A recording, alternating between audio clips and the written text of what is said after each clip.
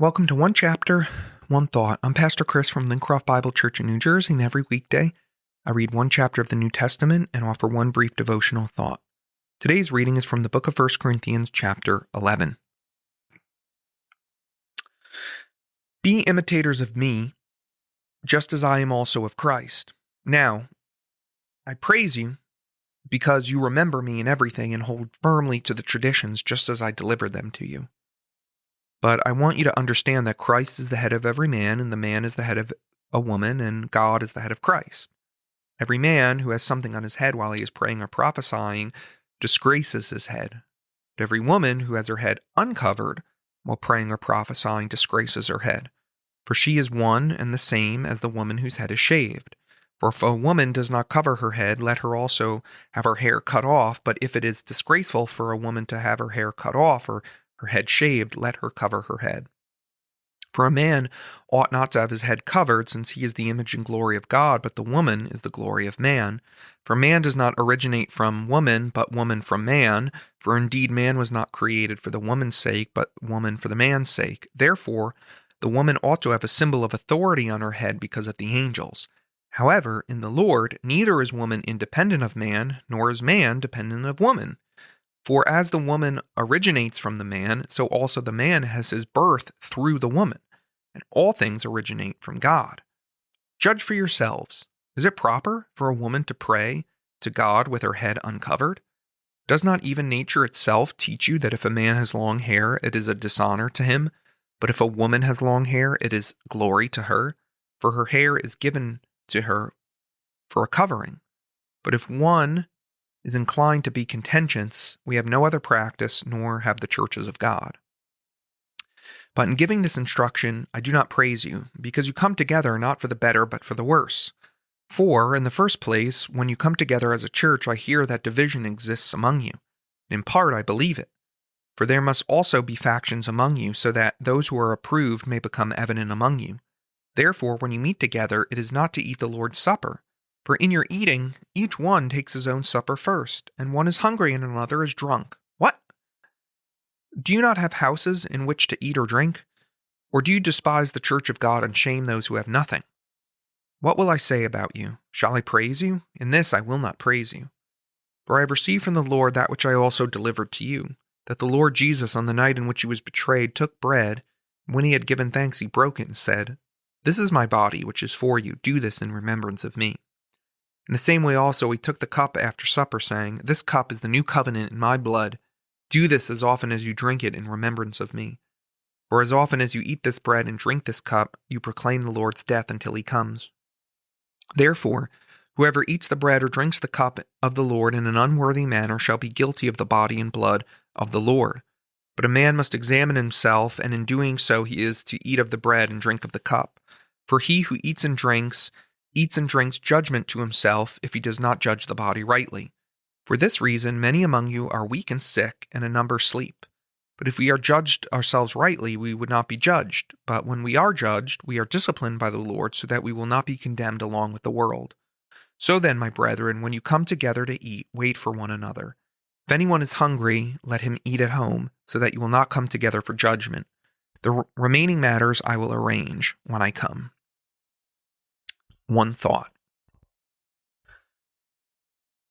1 Corinthians 11, 2 through 16 is not for the faint of heart. It talks about head coverings. It talks about women covering their heads while praying or prophesying, and men should not be doing that. So, what is going on in this text, which can seem so strange to us these days? Well, I think to orient ourselves, we need to look at two wrong approaches. So I think there's two ways to misread this text. One way to misread it is the hyperliteral way, which just takes it and says, yeah, like, all right, women need to have bonnets on and cover their heads during church. That is a very literalistic way of reading the text, and I don't think correct.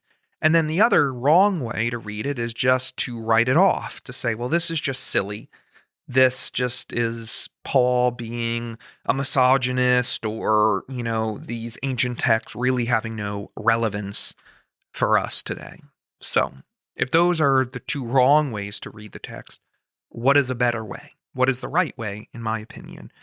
I would say a better approach is we need to translate these texts, is translation. See, words have different meanings in different cultures. So the word bloody just means a lot of blood in America. And I'm pretty sure it doesn't mean great things in other countries. So it's translated differently. And symbols work much the same way as well. Physical actions may mean one thing in one culture and one thing in another. And so we need to translate what these symbols mean into today's culture. For example, Paul, in his writings, will often say, greet one another with a holy kiss. Now, as coming from an Italian background, I'm very prone to, okay, I get it, right? Be emotional. You do the kiss on the cheek. Some cultures do the double kiss on the cheek thing, right? Is that really what Paul's meaning, though, there? That we need to literally be kissing each other? I don't think so. I think we need to take the symbol and translate it to today. And so what was Paul getting at when he said greet each other with a holy kiss? He's saying greet each other with warm affection, right? And so culturally appropriate affection for our day and our church largely might be like a handshake. It might be a hug, might be a side hug. We don't really do the whole kissing thing in our culture right now. So, but we are to be affectionate and warm and greet one another that way.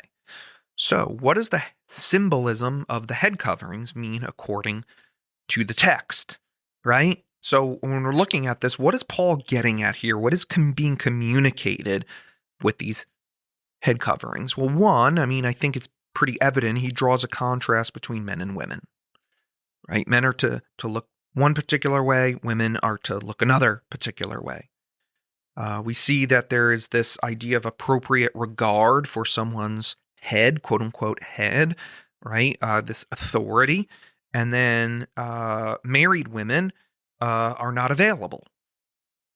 So women who were not married in that culture would not wear head coverings, but married women would. So it's designating, okay, married women are not available on the marketplace of available people.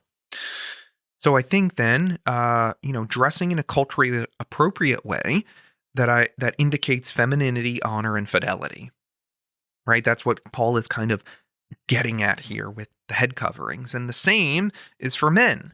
But the point is not just to dress that way, but also to act that way. Act in a way where our masculinity and femininity is preserved. Honor others, right? Honor authority, and be faithful in our relationships with each other. Symbols matter, right? My wedding ring, it's just a piece of metal, right? But it matters. It's a symbol that matters deeply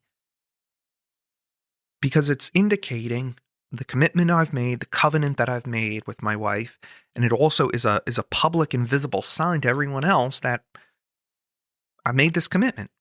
It's off limits now. And so symbols matter, but they matter not for their own sake, but because of the truths they point to. So the specifics might look different from culture to culture, but the call of this text remains the same. We are to live in a way that visibly honors God's design. We want to reflect His glory, and we want to embody fidelity together.